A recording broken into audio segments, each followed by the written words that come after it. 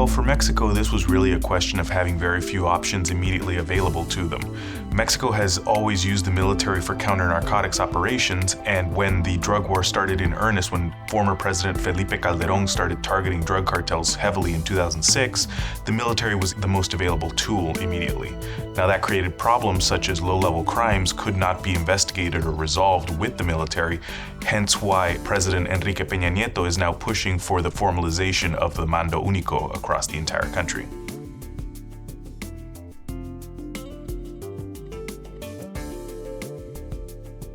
So the limitations for using the armed forces to secure the country are because the armed forces are a force that can be used primarily only for arresting criminals and for disrupting criminal organizations. They don't really have investigative capabilities, and they don't really deal with low-level crimes with the investigation and prosecution of such crimes. So while they could resolve some cartel-related problems, some of the longer-level security issues that contributed to the conditions where cartels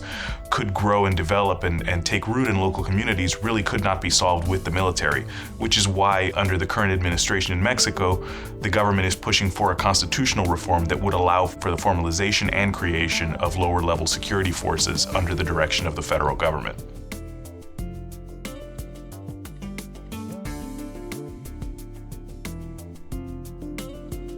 The main security challenge that the Mexican president will face, and that administrations after him will face, is drug trafficking and related crimes. Criminal organizations in Mexico are heavily involved in the trafficking of cocaine and in the production of other drugs, such as methamphetamine and marijuana, for trafficking to the United States or domestic markets. And so really the crime that generates, the domestic crime levels that generates, along with related businesses such as theft of fuel and heavy extortion that these criminals are also involved in, those are all going to be challenges that the president is going to face, and that organizations such as the Mando Único will ideally be equipped to deal with as that model spreads throughout Mexico.